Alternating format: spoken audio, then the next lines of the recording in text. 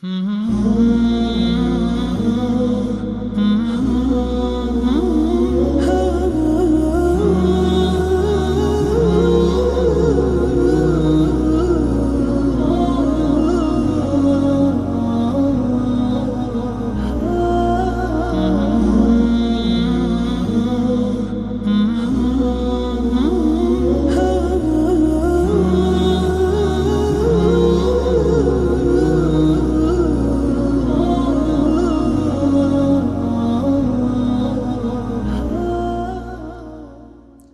الله الرحمن الرحيم.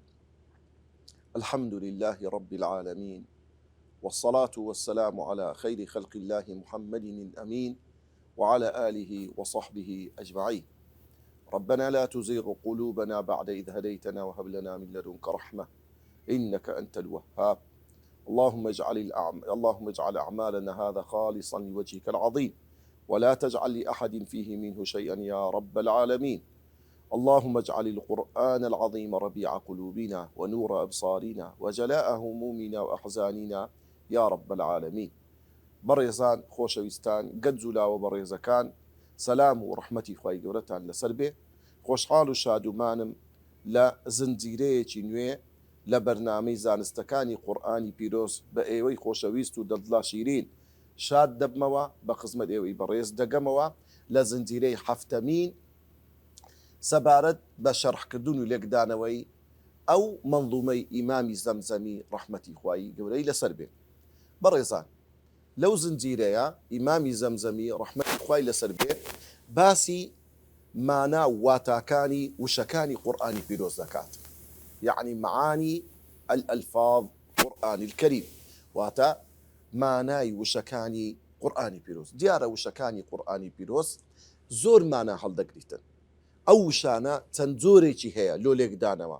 لۆی ئیمامی زەمزەمی ڕەحمەتی خوای لەسەر بێ ئەو وشانەی قورئانی پیرۆز لەفظەکان ئەوەی کە خوای گەورە سوبحانەه وتەعالە کە لۆ پێغەمبەری دابەزاندیە سەڵات و سەلامی خوای لەسەر بێ دابەشی کردێ لە بۆ 7 بەش.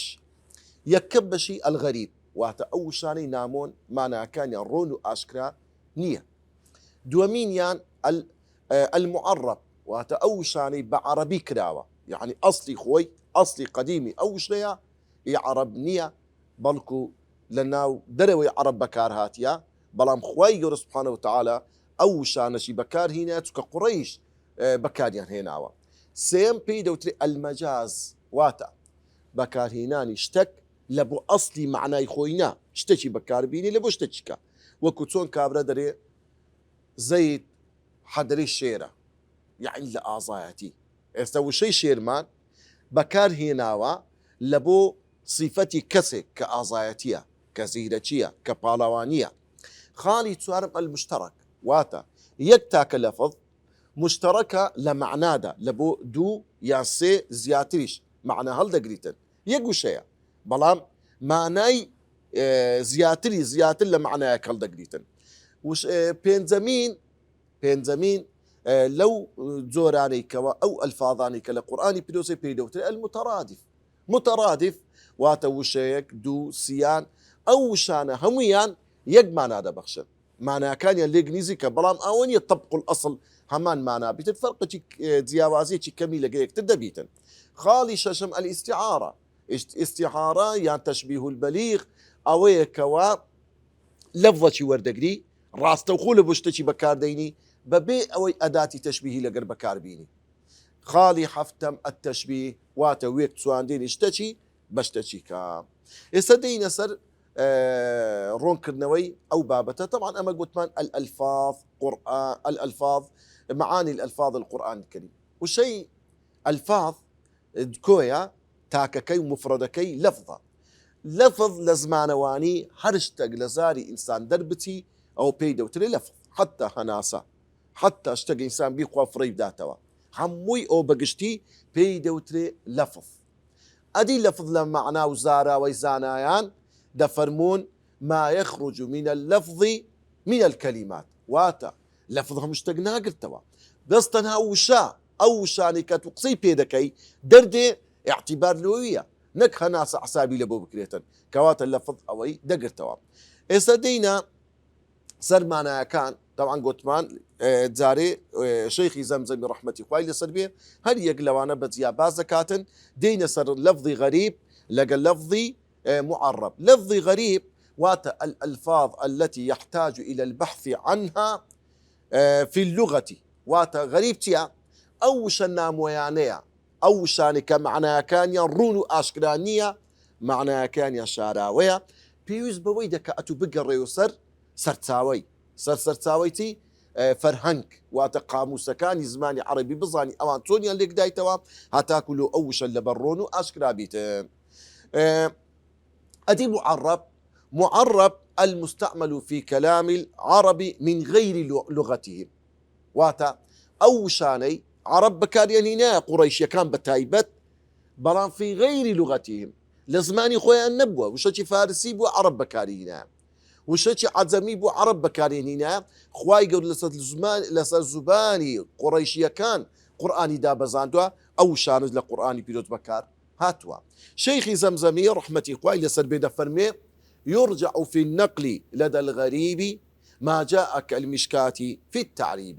دەفەرمێ يرجع في النقل واتە ئینسانی بستۆ سەرسەرچاوەی زمانی عەرەبی لە بۆچی في النقل لە بۆی کاتێک کە ئەتوو نقلی معنای ئەو وشەی دەکەی لێکی دەدەیەوە لەدە الغەریب لە چێندر ئەگەر وشەیەکی غەریبت لە بۆ هاتە پێشی، یعنی ئەگەر وشەیەکی غەریب واتە نامۆ مانایەکەی ڕوون نییە دەبی ئەتوو پشت ببەستی بە سەرچاوەیەک هەتا بزانی معنای ئەو وشە نامۆیە ئەو وشە غەریبە چییە.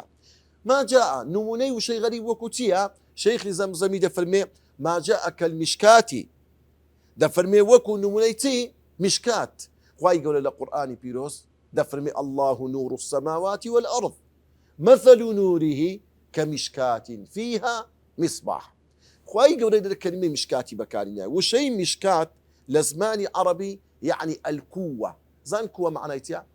کووە کە قەدیم خانی هەبوو، هەر خانی دەلاقەکی ئەوها مربع بە قەدرای 2 بلۆکێک ئەوها خانیان بە بۆشی بەجی دێشت، ئەو دە لە بینی ئەو غورفە لەگە غورفە چیکە یان ئەو غورفە لەگەر دەرەوە هەتاکو ڕۆناچی لێ بێتە ژۆرێ. ئەو دەلاقە لە شەوان عادەت وابوو چرایەکیان لە ناو دادەنا، لە ناو ئەو دەلاقە چرایەکە ڕۆناچی خۆی پەخش دەکرد. خوای گەورە نمونەی قورئان دەیتۆ دەفەرمێ ئەو خوای گەورە سوبحانە وتەعالە کە خاوەنی قورئانە و کە نووری عەرد و ئاسمانەکانە نورەکەی وەکو بەو شێوەیە لە قورئانەوە پەخش دەکرێ لە بۆ هەر هەموو جیهان. وشەی میشکات وشەیەکە وشەیەکی حەبەشیە، حەبەشی دەکە ئەثیوبیا ئێستا ئەوان بەکاریان هینایە، مسلمانەکانیش بەکاریان دەینا برینی عەلەی خەڵکی قوڕەیش خوای گەورە هەمان وشەی بەکار هیناوە. كالمشكاة في التعريب وهروها دفرمي للتعريبش وكو كلمة أواه والسجيل دفرمي أواه والسجيل ثم الكفل كذلك القسطاس وهو العدل. وهروها دفرمي كلمة أواه، كلمة أواه لزمان عربي غير عربية بكاراته بمعنى الرحيم، يعني بمعنى زور كسيش بسوز وببزي. أدي السجيل وشيء فارسية، وشيء فارسية سجيل بمعنى سدي واتا بردي سور كراوا وكو خواي يقول ترميهم بحجارة من سجيل واتا أو بردي كوا سور كرايتا وكو كربوتي لهاتيا كخواي يقول بطيران أبابيل ناردي لو صديشي أبرها كويستيان بيتي بيروس تيك بتنو بيرو خيرا. وهو هذا فرمي ثم الكفل كلمة كفل بمعنى سدي بمعنى الضعف يعني دو تندانا. خواي يقول دفرمي ومن يشفع شفاعة حسنة يكن له كفل منها. هر كسك تكايتي تاك بكلبو كسكي دو تندانا باداشتي وردقرتوا. كذلك القسطاس وهروها وشي قسطاس وشي الرومية بمعنى عدل ديتن وهو العدل بمعنى عدل عدالة ديتن دات بروري دفرمي أو شيش بوشوي بكار هاتوا كوشيش غير نامويو معربة واتا أصلي خوي وشيشي غير عربية. وهذه ونحوها قد أنكر جمهورهم بالوفق قد حذر. دفرمي وهذه أو بابتا مثلا معرب وغريب آية للقرآن دبيت مشاهبة غريب بي يعني وشي غير عربي بكار هاتبي طبعا زانان اختلافيا هي لسدور راي سرجي ڕای یەکەم دەڵێن بە هیچ شێوەیەک لە قورئانی پیرۆز نییە وشەی دەڵێن بە هیچ شێوەیەک وشەی غەیری عەرەبی یان وشەی نامۆ لە ناو قورئانی پیرۆزدا نییە. ئەوە قەولی جمهوری متقدمین واتە زانایانی پێشوون، متقدمین یعنی زانایانی ئێستا. ڕای دووەم دەفەرمونون القول بالإثبات، دەڵێن بەڵێ مادە خوای گەورە سوبحانه وتعالى قورئانی دا بەزاندووە بە زمانی قوڕەیشیش زمانی یعنی وەرگرتووە لە غەیری خۆیان، وەکو بڵێن لەگەر حەبەشە لەگەر منتقەکانی کات لۆیە وشەی غەیری عەرەبیش ناو قورئانی پیرۆز هەیە. ئەوە ڕەئی متەئەخیرینە واتە ئەو زانایانەی پێشوو باسییان کردە. بەدە ئەوانەی کە دەڵێن نییە دەبی قورئان هەمووی فەسیح بی، دەبی هەمووی معنای زمانی عەرەبی ئەسیل بیتن، دەڵێن بە دەلیلی ئەوەی خوای گەورە سوبحانه وتعالى کە دەفەرمێ قورئانًا عەرەبیە، قورئانێکی عەرەبی صرف، نابی غەیری عەرەبی تێدا بیتن. لەو بابەتەدا بەڕێزان و خۆشەویستان ئەوانەی کە دەرێن بە هیچ شێوەیەک وشەی غەیری عەرەبی لە قورئانیدا نییە، ئەوە خلافەکە لەوەیە، مەقسەدیان لەوەیە، یعنی معنای قورئانی پیرۆز بە جوملا ئاەتێکی کامل، سوورەتێکی کامل معناەکەی ناڕوون بیشتیوان نییە، مەقسەدیان ئەوەیە کە نەفی دەکەن. بەڵام تاچی کەلیمە خوای گەورە کە بەکاری هینایە بەڵێ هەیە، ئەوە یعنی بەو شێوەیە ڕەئیەکانیان ئەوە کردووە، یعنی وەکو جوملە وەکو ئاەتێکی کامل غەیری عەرەبی نییە، بەڵام تاچی وشە هەیە. وهەروەها بابەتی دووەم دەڵێن لە وشەیەک کە حکمی شەرعی لێ وەرگیرێتن نییە معنایەکەی ناڕووبی، بەڵام ناو گۆڕانی بزەدا نایە. بەڵێ هەندێک ناو هاتیە غەیری عەرەب، وەکو ئیبراهیم، وەکو ئیسحاق، وەکو ئیسماعیل، ئەو جوبرائیل، ئەو ناونە غەیری عەرەبی وەرگیرایە کەوا خوای گەورە سوبحانه وتعالى لە قورئانیش هینایەتی. ڕای سێم دەڵێ ليست في القرآن كله أعجمية باق على عجمتها. ئەگەر ئەو شانەش ڕاستە غەیری زمانی عەرەبیە، بەڵام کاتێک عەرەب بەکاری هینا بۆ عەرەبی کەواتە عەجەمیەت نما، یعنی مادام ئەو شەیە عەرەب بەکاری هینا کردیانە یعنی معنایەکی ڕۆن و ئاشکرای لە لایوان هەبوو وەچی عەرەبی لێ هات، کەواتە بۆیە هەر بە عەرەبی هەژمار دەکرێتن. دەی لەسەر بابەتێکی نوێ بەڕێزان، ئەویش بابەتی سێیەم المەجاز. وشەی المەجاز اللفظ المستعمل في غير ما وضع له، وشەیەکەیە لە ئەسڵی دانانی ئەو شەیە لۆ خۆی بەکارنایە، لۆ شتێکە بەکاردێتن، وەکو لەفظی ئەسەد لە بۆ حەیوانێکی دڕندەی یعنی مەترسیدارە، بەڵام ئەو صیفەتێک کە لە شێردایە ئازایەتیە، پاڵەوانیە، بەکاری دەینی لۆ کەسێکیکە في غير ما وضع له. إمامي زمزمي دفرمي رحمتي خوای لەسەر بێ من اختصار الحذف وترك الخبر والفرد جمع إن يجز عن آخر واحدها من المثنى والذي عقل عن ضد له أو عكس ذي سبب التفات والتكرير زيادة تقديم أو تأخير. طبعا إمامي زمزمي رحمتي خوای لەسەر بێ لەو سێ دەیرە شعرە دەرێ کاتێک کە مەجاز هەیە، ئەو مەجازە لەبەر چاردە بابەت لەبەر چاردە هۆ ئەمە مەجاز بەکاردەینی. یەک لەوانە الاختصار والحذف، یعنی یەکەم و دووەم یان لەبەر کورتکردنەوەیە یان لەبەرەوەی وشەیەک هەیە حەذفی دەکەین، لای دەبین، وەکو چ خوای گەورە سوبحانه وتعالى لە قورئانی پیرۆز دەفەرمێ فمن كان منكم مريضا أو على سفر فعدة من أيام أخر. لێرە خوای گەورە باسی چ دەکا؟ کەسێک نەخۆشە یان لە سەفەرەیە، خوای با لە مانجی ڕەمەزان بە ڕۆژی نەبی ئەدی فعیدەتون چەند ڕۆژێشتر بە فعیدەتون في أيام أخر واتە بە ڕۆژی بیتۆ. لێرە باسی ڕۆژی نەکردیان، معنای چێ فعیدەتون من أيام أخر يعني فصيام عدة أيام، واتە چەند ڕۆژێشتر لە زیاتی ئەو ڕۆژانەی لە مانجی ڕەمەزان بە ڕۆژی نەبووە بەڕۆژی بی، کەواتە ئەلێرە حەذفی تێدا کرایە و ئیختصاریشی تێدا کرایە، کورتکردنەوەیە و بڕینی بابەتەکە لەبەر کورت بڕی و لەبەر ئەوەی کە ئەوەش بەلاغەتی قورئانی پیرۆزە. خاڵی دووەم تەرک الخەبەر، هەندێک جاری وا هەیە مبتەدایەکە باز دەکرێ بەڵام خەبەر حەذفە. کاتێک کە خەبەری و هەواڵی یوسف پێغەمبەر گەیشتە یعقوب چی فەرموو یعقوب پێغەمبەر؟ فەرمووی فصبر جەمیل. چی فەرموو؟ فصبر جميل. معنى كيف فصبر جميل؟ أصلي خوي يعني فصبري ئەمن ئەو ئارامگرتنەی کە دەیگرم سەبر جەمیل کەواتە لێرەدا خەبەرەکە حەذف بووە فەسەبری سەبر جەمیل کەواتە ئەسڵی معنایەکەی وایە لۆیە تەمەشا دەکەی لێرە خەبەر حەذف بووە فەسەبر جەمیل هاتووە. سێم و چارەم و پێنجەم کاتێک کە مەجاز بەکاردێتن لەبەر ئەوەیە کە ئیستیعمالی مفرەد واتە وشەیەکی مفرەد بەکاردێ لە جیاتی جەمع یان جەمعەک بەکاردێ لە جیاتی مثەنا یان مثەنایەک بەکاردێ لە جیاتی مفرەدەکی لەو حالەتانە سێ بابەتمان هەیە لۆ نمونە خوای گەورە سوبحانە وتەعالە لە قورئانی پیرۆز دەفەرمێ والله ورسوله أحق أن يرضوه خوا و پێغەمبەری خوا شایستەترن ئەوان ڕەزامەندی بەدەست بینن خوای گەورە لێ دەفەرمێ يرضوه لە بۆ تاچی بەکارهێنایە باسی خوا و پێغەمبەر کرایە جۆتە دەبا بفەرموێ يرضوهما بەڵام لێرە يرضوهی بەکارهێنایە تەوانەوە حکمەتی تێدا چییە یعنی ئینسان زیاتر لە ئیخلاسیەت لە ڕەزامەندی بەدەستهێنان دەبی تەرکیز لەسەر ڕەزامەندی خوا بکە ئەگە تو ڕەزامەندی خوات بەدەستهێنا ڕەزامەندی پێغەمبەریش بە یعنی بە مسۆگەری ئەویش بەدەستێتن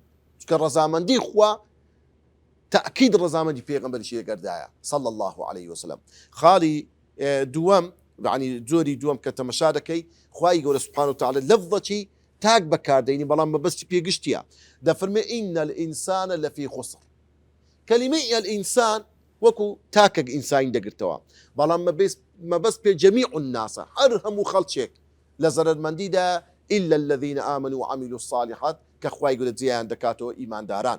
خاڵی سێم خوای گەورە دەفەرمێ ثم ارجع البصر كرتين يعني مرة بعد مرة لێرە بزانە کڕەتەینی بەکارهێنایە لە جیاتی تاک جۆتە مثەنایە تاچی بەکارهێنایە. خاڵی شەشەم و حەفتەم استعمال لفظ العاقل لغيره لفظ عاقل خوای گەورە لە هەندێک شوێنان ئەو ئەلفاظانەی بەکارهێنایە لە بۆ عاقل بەکاردێ بەڵام لە بۆ غەیری عاقلی بەکارهێنایە لفظی غەیری عاقلی لە بۆ عاقل بەکارهێنایە وەکو خوای گەورە دەفەرمێ خوای گەورە دەفەرمێ ئەمە ئەمرمان بە عەرد و ئاسمان کرد جێڕایەلی ئەمری خوا و پێغەمبەرم قالەتا عەرد و ئاسمان گۆتیان ئەتەینا طائعین ئەی خوایە ئێمە ملکەز دەبین لە بۆ ئەمر و فەرمانی تو طائعین قالەتا يعني خوای گەورە سوبحانه وتعالى ضميري عاقلانی بەکارهێنایە لە بۆوان لۆ چکە لێرە مەقامی عبودیەت و مەقامی ئەوەیە کەوا جێڕایەلیکردنی لۆ خوای گەورەیە یان خوای گەورە بە پێچەوانەوە دەفەرمێ ولله يسجد ما في السماوات وما في الأرض بزانە مع ما فيهما من الإنس والجن دەفەرمێ خوای گەورە ئەمری کردیە کە سەجدە ببەن چێ ما في السما ئەوەی لە بینی عەرد و ئاسمانەکەن چێە مرۆڤە مرۆڤ عاقڵە جنە عاقڵن مەلائکەتە عاقڵن بەڵام مای بەکارهێنا لۆ لە بە غەلەبەی گەورەی عەرد و ئاسمانەکان لەسەر ئەو مەخلوقاتە کەمەی کە لە ناویاندایە. نۆیەمین لە سەبەبەکان السەبەب خوای گەورە مەجاز بەکاردەینی واتە شتێکی کورد دەکاتەوە لە بە سەبەبەک لۆ نمونە خوای گەورە کە باسی فیرعەون دەکات دەفەرمێ یوذەبیح ئەبناءەه بزانە خۆ فیرعەون بە خودی خۆی منداڵەکانی سەر نەدەبڕی دار و دەستەکەی بوو نافەرمێ يذبح قتلة فرعون يعني زلات يذبح أبناءهم باسي فرعون دكالو چکە سەبەبی مباشر و ڕاستەوخۆ لە بۆ ئەو کارەی خودی فرعون خۆی بوو. خاڵیشتر الالتفات وەکو خوای گەورە سوبحانە وتعالە التفات معنای چییە یعنی خوای گەورە سوبحانە وتعالە بە شێوازە قسە لەگە عەبد و بەندەکانی دەکا شێوازەکەی دەگۆڕی مثلا لۆ نمونەکە دەفەرمێ الحمد لله رب العالمين الرحمن الرحيم مالك يوم الدين حتى ئێرە هەمووی شێوەی غیابە یعنی ناڕاستۆ خۆ ئەتو قسە لەگە خوای دەکەی بەڵام لە دواییدا خوای گەورە شێوەی خیتاب بەکاردەینی کە ئەنەهو کەسێک بەرامبەریتی ئەمری پێ دەکا ئیاکە نەعبود ئەو ئینسان دەڵێتە خوا خوایە هەر تەنها تۆ دەپەرستم یەکەوسە سیفەتەکە دەگۆڕێ. خاڵی یازەم التەکریر كلا سيعلمون ثم كلا سيعلمون بزانە ئەو تەکریرە مەجازی تێدایە. خاڵی دوازم الزیادە ليس كمثله شيء كمثله ئەو کافە زانایان دەفەرمون يعني لە بە زیادە تحقیق هاتیە ئەگەنە برەی ليس مثله شيء هیچ گۆڕانی بەسەردانایە بەڵام لۆ هاتیە لەبەر زیادە معنای زیاتر. سێزدە و چواردەم ئاخیر التەقدیم و التەئخیر پاش و پێشکردن مثلا خوای گەورە دەفەرمێ فەضەحیکەت فەبەشەرناها خێزانی ئیبراهیم پێغەمبەر کاتێک مژدێنی پێدرا کوڕەکەت دەبی لە تەمەنێکی زۆر بە ساڵاتوی فەضەحیکەت خوای گەورە ضەحکەکەی هینایتە پێش ئەو باسی بەشارەتەکەی دەکات لۆ چکە دائیمەن خەندەی لێوان مای دڵخۆشکردنی ئینسانە لێ خوای گەورە پێکەینەکەی باس کردی ئەو باسی بەشارەتەکەی دەکاتن بابەتێشتر کە ئێمە باس بکەین لە معنای لەو معنای ئەلفاظی قورئانی پیرۆز ئەویش بریتە لە لەفظی المشترك لەفظی مشترك معنای چییە الكلمة التي له معنيان أو أكثر وشيكمان هي دو معنى يان سي معنى يان زيادة هەڵدەگریتن إمامي زمزمي دفرمي أو شيء أو بابتا قرء وويل ند والمولى جرى تواب الغي مضارع ورى دفرمي أو شاني لزيادة لمعنيات يعني هي وشيء قرء كخواي للقرآن بيروز دفرمي والمطلقات يتربصن بأنفسهن 3 قروء أو آفتني طلاق ددرين سي قرء واتا دبيت ساوروان بكن أو زبيدي بكنوا قرء ليرا لفظة مشتركة هاو بش لبيني باتشي آفرد كاتك آفرد لباتشي دابيتن أو زا بينويج بي أو زا باك بيتوا أو زا بستو بينويجي أو زا باك بيتوا بسيط زارات ذا هندك زانايتر لفظي قرئيان وشي قرئيان ليك دايتو با بينويجي دەڵێن لە کاتی حەیزدا ئەوەش هەردووچی بەڵگەی خۆی هەیە لە باسکە و کەلیمەی وەیل دوو معنای هەیە بە معنای ئەوەی عەزابێکی گشتی بەڕەهایی و بە معنای ئەوەش هاتیە یعنی دۆڵێک لە جەهەنەم وەکو لە فەرمودەی ئیمامی ئیبن عەباس و ئەوانە بەو شێوەیە تەفسیریان کردیان وشەی نیت واتە هاوبەش هاوشێوە وەکو خوای گەورە سوبحانه وتعالى دەفەرمێ فلا تجعلوا لله أندادا وشەی ئەنداد كويا مفردكي نت معناي تيا مثل هاو شيوا لو لبرو اواني او بتاني عند برز ديان هنا شيوي خواي جورا نعوذ بالله تون لخوا دا ترسان او هلوانيش دا ترسان تون دا بارانو لخوا بهما شيوش لوان دا بارانو وبمعنى ضدش دي لو بيدوتي ضد واتا اوشتاري كوا بيتوانو دجا بديني اسلام ببرنامج خوا لويا بوشوي باسكريا هيك لو شاني كإمام زمزم باس دفرمي والمولى جرى وشي مولى بمعنى السيد هاتيا وبمعنى عبد جديتا وكدف وهو كل على مولى ليربى معنى السيدة أدي فإخوانكم ومواليكم ليربى معنى عبد هاتيا خواي يقول له سورة أحزاب هدايتي التواب بمعنى أو كسيدي كتوبدك وبمعنى خواي جورش هاتوا الناوي خواي جوريها كتوبة قبول كرا وكدف إن الله يحب التوابين تواب ليرا يعني أواني التوبة دكان إنه كان توابا لسورة نصر خواي يقول دفرمي أو صفتي خواي يقول سبحانه وتعالى كواته وشي تواب حد معنى هردقري بمعنى فاعل بمعنى أويك خواي يقول سبحانه وتعالى صفتي خواي يقول الغي بمعنى بدو معنى عندي بمعنى دي بيتواني تيجيشتنو عقله هوشمندي وكو خواي يقول قد تبين الرشد من الغي واتا هوشياري زانايو تيجيشتنيان تواو رومبوا لتي من الغي لنا تيجيشتنو نا بيجيشتي وهروها وشي غي فسوف يلقون غي خواي يقول لسورة مريم دفرمي كو تفسير دكريتو شي غي يعني دولك لجهنم بوشي ويا تفسير كريات هدو معناه هي فعل مضارع على قرآن بيروس بمعنى دهاتو دي بمعنى فعل تجدي استا ديك استا امن دريم اشرح يعني استوى ايش كيدكم بمعنى اوج دي بريم لموضوع او ايش كيدكم بفعل مضارع هدو معناه هل دقريتن وكو بزان خواي يقول القرآن دفرمي وإن من أهل الكتاب إلا ليؤمنن به قبل موته هيت كسرين لأهل الكتاب إلا بالرواب عيسى بيغمر دينا قبل موتي ليؤمنن به كين إيماني بيدينا زانان هندك دفرون بوشوي اللي كان دايتوا يعني همو أهل كتابك نصراني مسيحي كاتي دا كون سر مرك فشيمان دبنو لو إيماني هيت عندنا خوزقا بتسو بين سديني محمد صلى الله عليه وسلم أولا بحالي استاع أدي لداهاتو لو كاتي عيسى بيغمبر كايش يكال نشانه كان روجي قيامة لآسمان ديتا خواري كعيسى بيغمبر نمرديا ديتا خواري حكم دكا لبين مسلمانان صليب كيد الشينيتن إنزا لو كات برازي دا كجيتن ئەوجا خەڵکی نەسرانیەکان هەموو ئیمانی پێدەینن لەو کاتەدا. وشەی وەڕا بە معنای دواوە هاتووە، بە معنای پێشیش دێتن. ئەسڵی کەلیمەی وەڕا لە بۆ دواوەیە، بەڵام لە قورئانی پیرۆز بە معنای پێشیش هاتیە. خوای گەورە کە باز دەکە دەفەرمێ وەکانە وەڕاءەهم مەلیک یەأخذ كل سەفینەة غەصبا. وەڕاءەهم یعنی ئەمامەهم، لە پێشیان بووە کە کەشتێکە ڕۆیشتیە بەرامبەریان. وشەیەش ترمان بابەتێش ترمان هەیە بەڕێزان و خۆشەویستان، المترادف. وشەی مترادف معنای چییە؟ يعني دوو وشە یان زیاتر یەک معنای هەبیتن. دەفەرمێ من ذاك ما قد جاء كالإنسان وبشر في محكم القرآن واليم والبحر كذا العذاب رجس ورجز جاء يا أواب. دەفەرمێ لە نمونەی ئەلفاظی مترادفە واتە ئەو وشانەی کەوا لە یەک مانایان هەیە بەڵام دوو وشەی لێک جیان، وەکو لەفظی ئینسان لەفظی بەشەر، هەردووچەند یەک معنایان هەیە. ئینسان بەوەی دەوترێ واتە ئەو ئینسانەی کەوا بەبێ یەکتر هۆگری و دڵ ئارامی نابیتن، ئیلا دەبی یعنی جۆت بن لەگە یەکتر، لە ئونسەوە هاتووە هۆگربوون بە یەکتر. ئەدی بەشەر یان ئینسان لەوەی هاتوو کەشتی زۆر لەبیر دەکاتن.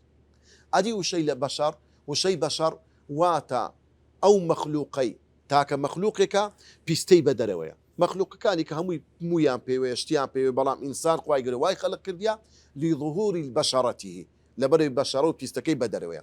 وشەی ئەلیەم والبەحر، ئەو نمونەشی هینایتەوە. یەم لەگەر بەحر هەردووچیان بە معنای ئاو دێتن، بەڵام کەلیمەی یەم بە ئاوەک دەوترێ ئەگەر هەشتەکی تێبکەی نوقمی بکە، یعنی ئاوەکی زۆر زۆر نییە، بەڵام وەکو دەریاچەک وەکو شتێکی ئەوها. بەڵام ئەلبەحر ئەدی بەحر زۆر فراوانە، بەحر دیارە یعنی زۆر گەورەترە لەوەی چکە یەم ئێستا بزانن بەحری نیل ڕووبارەکە دەڕوا، بەڵام گەورەشە بەحر نییە.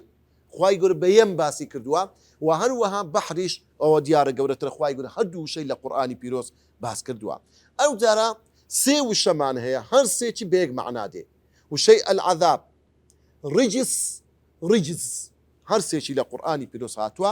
عەذاب کەلیمەی عەذاب لە ئەسڵە بە معنای پارچە، وەکو دەرێ الماء العذب، لۆ پێدوتری ئاو یعنی ئاوێکی شیرن. لۆ ئاوی شیرن طبیعەتی وایە تێنیەتی ئینسان دەبڕی قەتعی دەکە نایهێلیتن، لۆیە بە عەذابیش دەوترێ عەذاب چونکە هەر کەسێک مستحقی عەذاب بوو، یعنی ئەو عەذابە لەکن خوای گەورە بڕایتەوە تەواو مستحق دەبی ئەو ئینسانە بیخواتن مەگەر خوا خۆی بە چاوپۆشی لێ بکاو عەفوی بکاتن. وهروە کەلیمەی الرجز بە معنای عەذابێکی بە ئێش دێ، ڕجز بە معنای شتێکی پیس.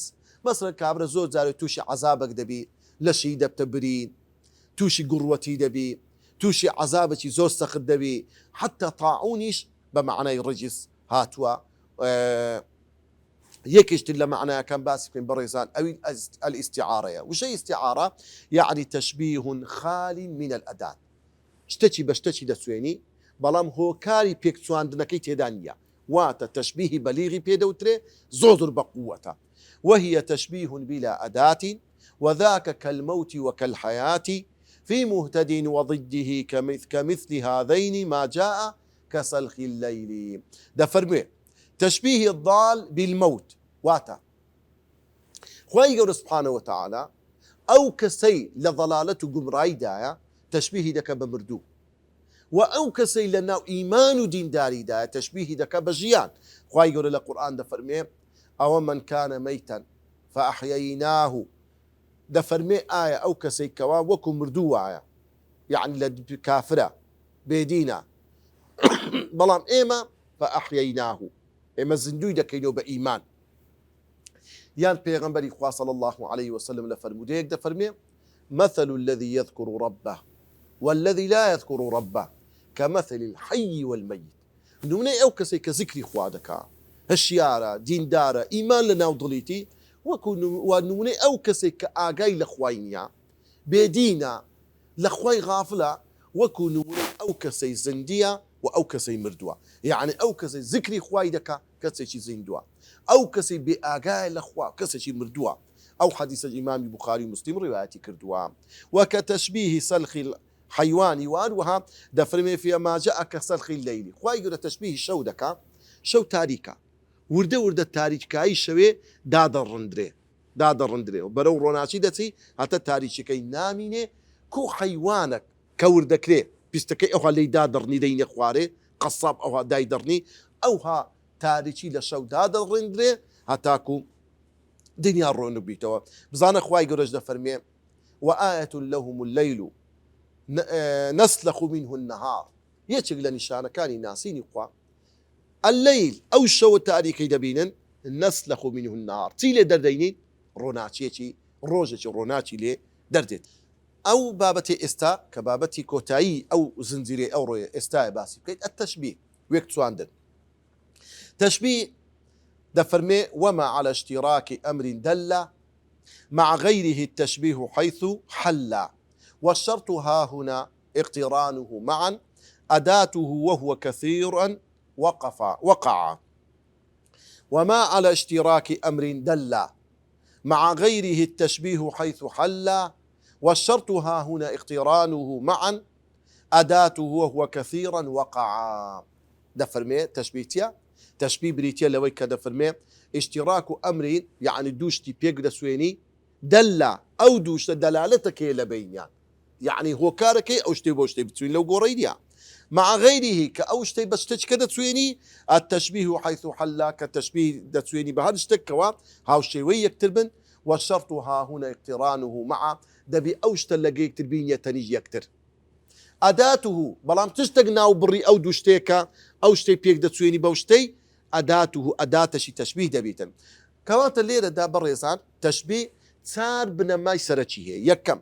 المشبه واتا أوشتي ويك دسوين دري المشبه به أوشتي بي دسوين دري أداة واتا أمرازي بيك سواندن وجه الشبه أو صفتي لبيني أو دوشتي مثلا دون منا أما نفرتي أعضاء دسوينين بشير ويا زۆر چاکە ئەو نەفەر ئازایە صفتك هەیە لە بینی هەردووچیان شێر ئازایە ئەویش ئازایە ئەها صفتەکەمە وەگرت ئاداتك دەین لە بینی دەرێی محەممەد کەلئەسەد ئەها بزانە لۆ لە ئازایی چکە هەردووچیان پاڵەوانن کەواتەوە الدلالة على مشاركة أمر لآخر في معنى واتا دووشت هەنا دلالەتەچیان هەیە معنایەک هەیە هەردووچیان تێیدا مشتەڕەکن کە ئازایەتێ لە بینی شێر و کەسەک أو بكوكو دري زيد كالأسد كوات الشجاعة آزاي صفتك هاو بش لبين الشير أو كسك أتو تشبيه